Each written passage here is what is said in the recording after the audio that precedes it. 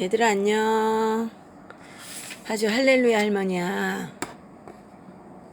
오늘은 노아 홍수 이후에 하나님이 어떤 일을 행하셨는지, 또 창세기를 12장 11장부터 보면서 우리 함께 공부하도록 하겠습니다. 노아 홍수 후에 살아남은 사람은 8명이었어요. 하나님께서는 복을 주셨죠. blessing.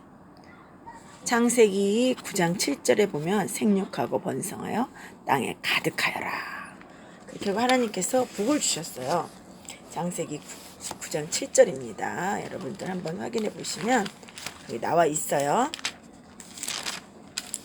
그런데 이제 이름을 성경에 밝혀요. 함과 셈과 야벳, 이렇게 이름도 밝혀요. 성경에 밝히면서 오고 오는 세대에 없어지거나 지워지지 않게 하십니다. 이름을 가지고 성 이름도 짓고 족장도 됩니다. 아수르가 이름인데 아수르라는 나라도 돼요. 가나안이 이름인데 가나안족이 됩니다.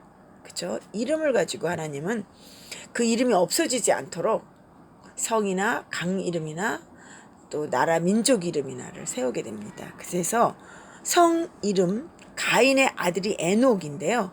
자기가 성을 짓고 에녹성이라고 쳐요.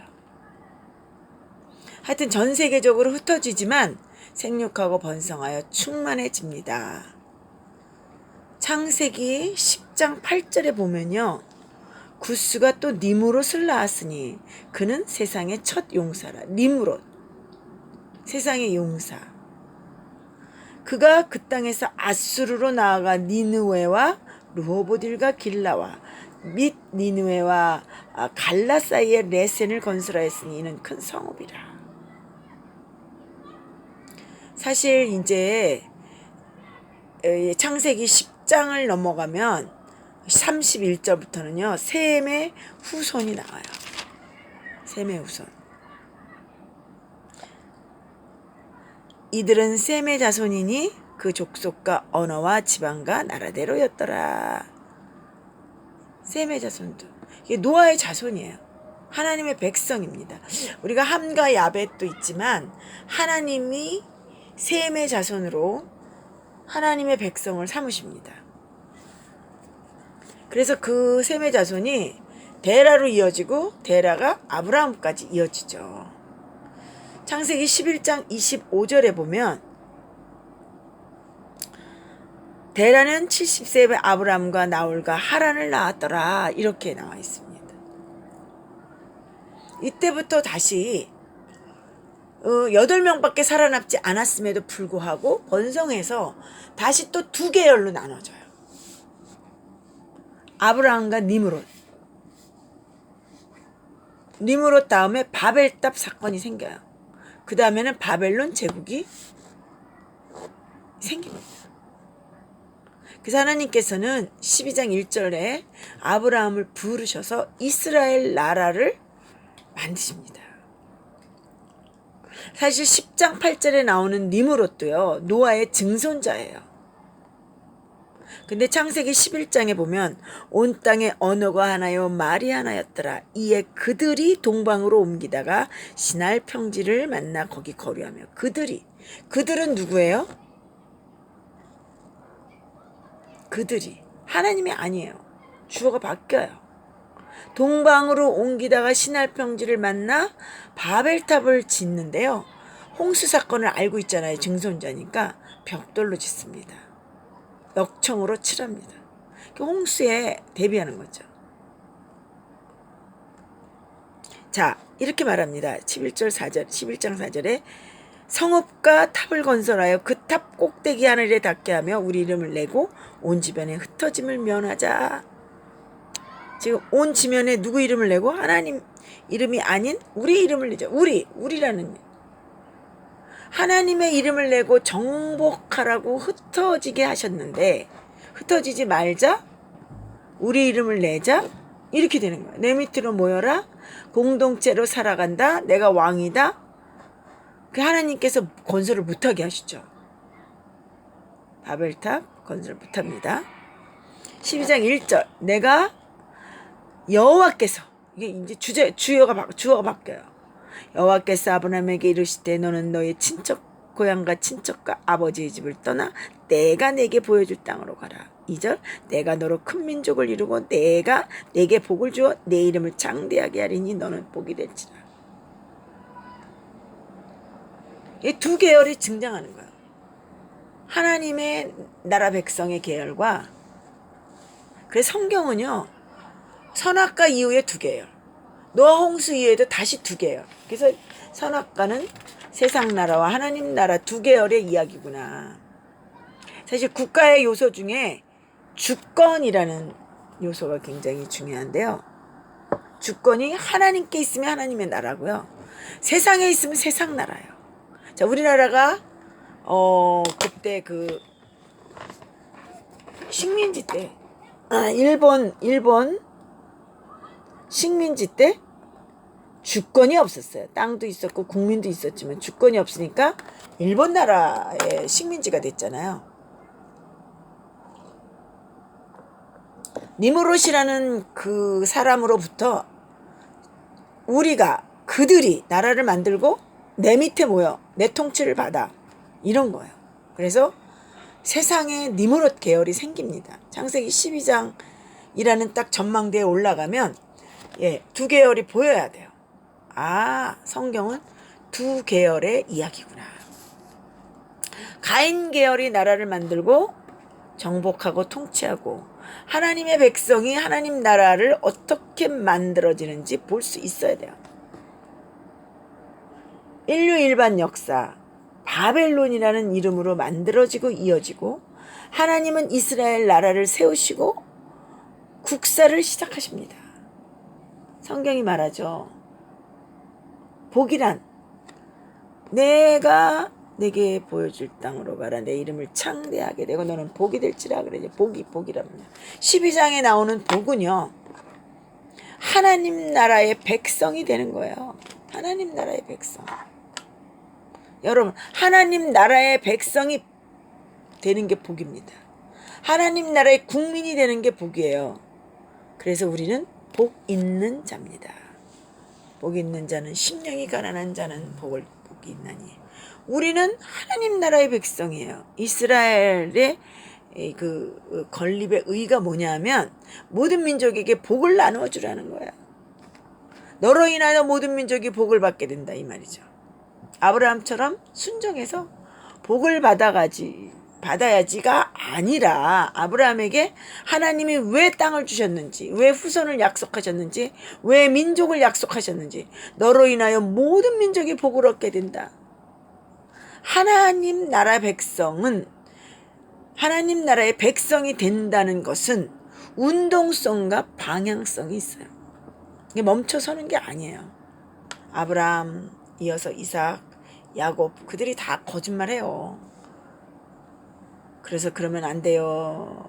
뭐 이런 식으로 설교가, 그 성경을 보시면 안 되고요. 그것도 부속적이고, 실제는 국민을 만드는 거예요. 하나님 나라가 만들어지는 거예요. 복 있는 자가 세워지는 거예요. 백성이 번성하여 가는구나. 이게 더 큰 관점이라는 거죠. 구약에서 누가 하나님 나라의 후사냐? 하나님의 기업을 이룰 받을 후사가 누구인가? 하나님 나라의 상속자가 누구냐?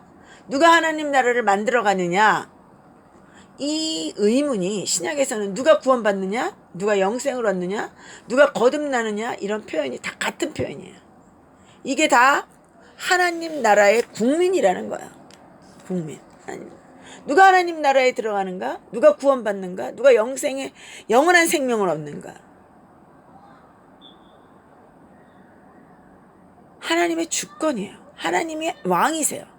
하나님 나라의 국민의 주민번호 1번 아브라함이에요. 메소포타미아 갈대아 우르에서 떠나라고 하십니다. 고도로 발달된 문명을 배경으로 살았던 아브라함이에요. 그래서 부르심에 대한 반응은 어떠냐면 순종합니다. 그리고 가나안 땅으로 오게 돼요. 그 가나안 땅은 하나님이 통치하실 하나님의 좌소가 됩니다. 세상에서 불러내는 거예요. 문명이 고도로 발달한 메소포타미아 문명에서 갈대아 우르에서 불러냅니다. 이게 에클레시아, 교회 이름이 똑같아. 에클레시아, 교회라는 뜻이에요. 불러내서 따로 있게 하시는 걸 교회라고 합니다. 그래서 그 아브라함은 삶으로 순종하죠. 창조주 하나님을 믿고 하나님이 되심을 믿는 태도, 그분의 통치를 인정하는 삶의 태도가 순종이에요. 누가 하나님 나라의 백성이냐? 누가 영원한 생명을 얻을 것인가? 누가 구원을 받을까? 아브라함 같은 사람이 구원을 받는 거예요. 하나님 나라의 국민의 조건은 뭐냐면 세상에서 불러낸 자, 에클레시아, 순종하는 거예요. 하나님의 백성 불러내실 때 그분의 왕되심을 인정하고 순종하는 자, 그 사람이 하나님의 백성 맞다는 거죠. 바벨탑의 모형은요, 그 지구라트라는 거 발견했어요. 벽돌로 되어 있고요. 그 바벨탑이 그쪽 지역에 한 30개 정도 지어지죠. 성읍을 만들다가 그쳤어요. 그게 이제 바벨탑이 무너지는 사건. 요새 지구라트는 게 발견됐어요. 여러분들 지구라트 한번 찾아보세요. 국민 2번은 이삭입니다. 창세기 21장부터 26장까지 이삭의 이야기가 나오죠. 이삭은 사실 정상적으로 태어나진 않았어요. 경수가 끊어진 사라에게서 나왔죠. 그리고 번제로 바치려고 했던 아브라함의 모습 여러분들 아시죠? 번제로 바친다. 그때 순양 때문에 이삭은 살아났어요. 예수님과 비슷해요.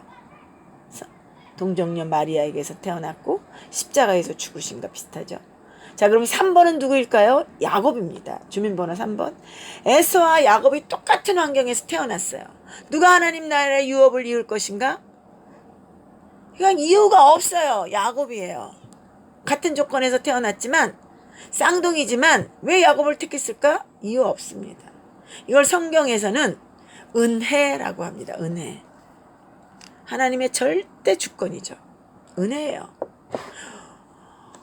예정하시고 미리 품으시고 정했어요. 그래서 우리도 이유 없이 내가 잘해서가 아니라, 내가 똑똑해서가 아니라, 내가 공로가 있어서가 아니라, 그냥 내 엄마가 아버지가 잘 믿어서가 아니라 그냥 나를 택하셔서 하나님 나라 백성이 됐어요. 할렐루야. 이게 잠을 자다가도 깜짝 놀랄 일이에요. 왜? 나를 품고 나를 택하셨는지 모르겠어요. 은혜예요. 그게 믿어진다면 그 감격으로 여러분 살아가시길 바래요. 이 친구들 구원이에요. 왜 할아버지는 나를 이뻐해요? 에? 손자가 할아버지에게 물어봤어요. 손자니까, 내 백성이니까 하나님이 사랑하는 거예요. 창세기가 이제 끝납니다. 우리 창세기 이렇게 자세하게는 안 배워요.